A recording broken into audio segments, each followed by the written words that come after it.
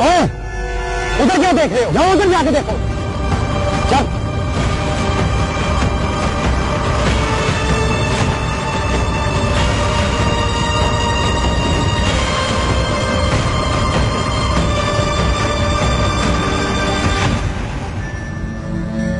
سچ آپ سچ کہہ رہی ہیں کہ واقعی اچھو بھاگ گیا؟ بھاگا نہیں، ہم نے بھگایا ہے. اب زیادہ خوش ہونے کی ضرورت نہیں زیبی، کیونکہ اصل امتحان تو اب شروع ہونا ہے. تمہیں بخار بھی ہے اور آج رات کو تمہیں یہاں سے جانا بھی ہے. ہم نے تمہاری دوا رکھ دی ہے، کھا لینا. پتہ نہیں شہر پہنچنے میں کتنا وقت لگے گا. نہیں آپا، میں بالکل ٹھیک ہوں. دیکھیے مجھے بخار بھی نہیں ہے. اب تمہیں بخار بھی ہے اور تم بالکل ٹھیک بھی نہیں ہو. ہم نے کہا نا زیبی، اپنی خوشیوں کو سنبھالو. پہلے ہی تمہاری پریشانی کو اماں جان اور حیدر نے بھانپ لیا تھا. اماں جان تو حویلی میں نہیں ہے، لیکن ہم چاہتے ہیں کہ تم حیدر کے سامنے نارمل رہو، تاکہ وہ یہ نہ بھانپ سکے کہ ہم آگے کیا کرنے والے ہیں. اماں جان حویلی میں نہیں ہے؟ نہیں، چچا نور الدین کی حویلی گئی ہیں، شاید حیدر کی شادی کی بات کرنے. انہیں اپنی خوشیاں منانے کی بڑی رہی. تم اپنی خوشیوں کے ساتھ جیو.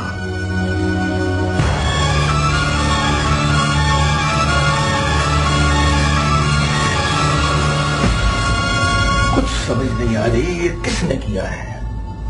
کوئی تو آیا ہے وہاں جس نے ان بندوں کو زہر دیا ہے اور اس اچھو کے ہاتھ پاؤں کھولے ہیں. ہاں، مجھے تو لگتا ہے اس میں ضرور اس منشی کا ہاتھ ہے.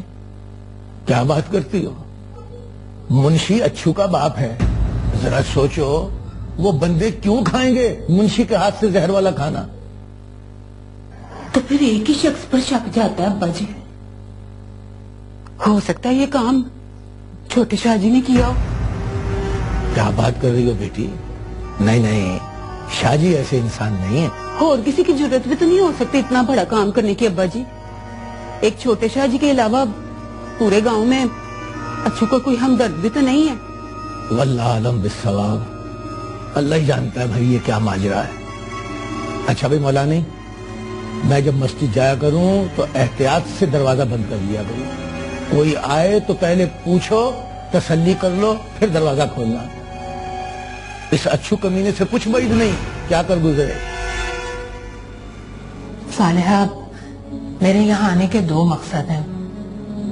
ایک تو میں یاسمین بیٹی کو اپنے ساتھ لے جانے آئی ہوں، اور دوسرا میں زیبی اور مہرو کے لیے بات کرنے آئی ہوں. صالحہ، میں تم سے گزارش کروں گی کہ بھائی نور الدین سے کہو کہ اپنے بیٹے رحیم اور کریم کے لیے میری بیٹیاں زیبی اور مہرو کا رشتہ مانگے. کیا بات ہے، تم سوچ میں پڑ گئی ہو؟ جی بھابھی، وہ ہمیں بھی آپ سے کچھ ضروری باتیں کرنی تھی، لیکن جو آپ کہہ رہی ہیں یہ اس سے بھی کہیں زیادہ حیرت والی بات ہے. میں جانتی تھی تمہیں حیرت ہوگی، اسی لیے یہ بات کرنے میں خود آئی. اچھا تم بتاؤ، تم کون سی ضروری بات کرنے والی تھی؟ نہیں بھابھی، ابھی نہیں. آپ سفر سے آئی ہیں، تھک گئی ہوں گی، کچھ دیر آرام کر لیں اور پھر شاہ جی بھی آ جائیں گے اور میرے دونوں بیٹے بھی، پھر بات کر لیں گے.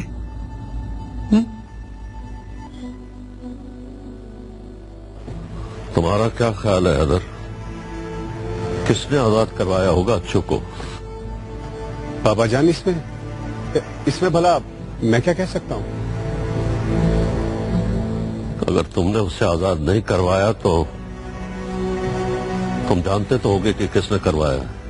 بابا جان، اس کو آزاد کروانے میں 2 آدمیوں کی جان لی گئی تھی، اور اتنا تو شاید آپ بھی مجھے جانتے ہیں कि मैं किसी सूरत में भी किसी की जान नहीं ले सकता और ना ही किसी की जान लेने में किसी की मदद कर सकता हूँ।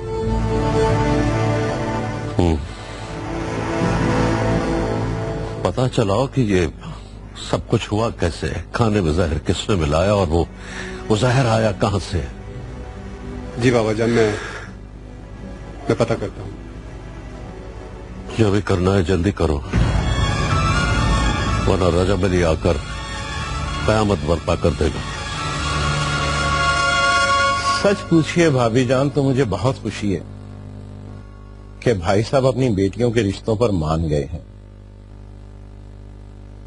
मैं इस बात पर भी नहीं सोचूंगा कि जब मैंने सवाल डाला था तो उन्होंने इनकार क्यों कर दिया था।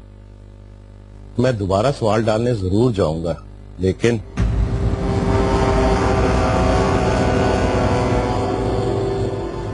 क्या भाई साहब? मुझे आपसे कुछ सवाल करने हैं।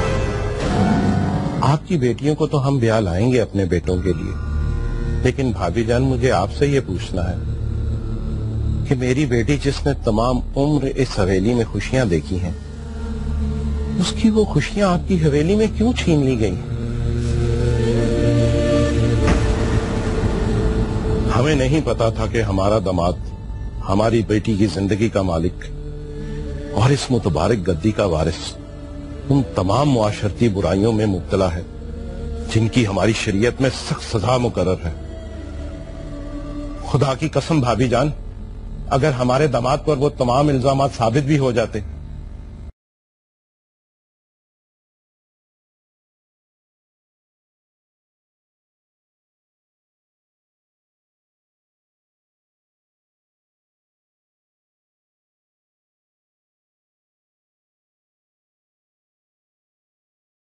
जरूर।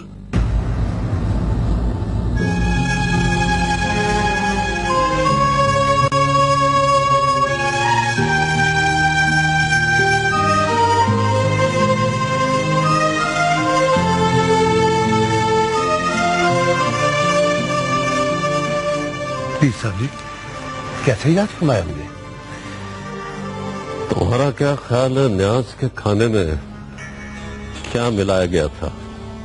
जी, बड़ा ही ताकतवर जहर था पीर साहब, जिसके खाने से दोनों पहरेदारों की फौरन मौत वाक़ई हो गई। इतना ताकतवर जहर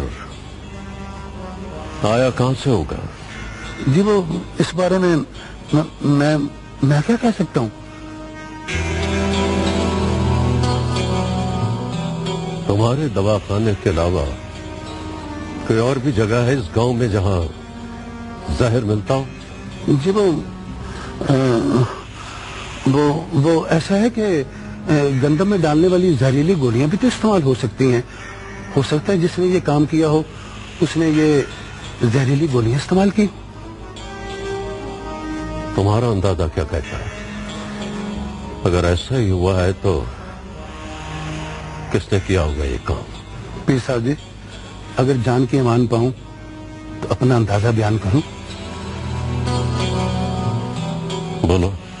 पीर साहब, न्याज का खाना हवेली से गया था और हवेली के किसी नौकर ने वो खाना पहरेदारों तक पहुंचाया होगा। अगर नौकर ने जहर नहीं मिलाया तो खाना डालने वाले पर तो शक किया जा सकता है ना?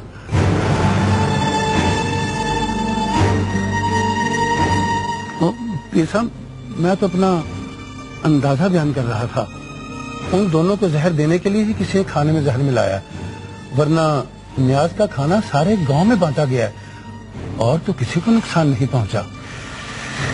इसी बात का तो पता नहीं लग रहा अब तक, जबकि नजीरा खुद हवेली पर आया था खाना लेने के लिए, तो उससे पहले डेरे पर खाना कौन लेके गया होगा? खाने के थालों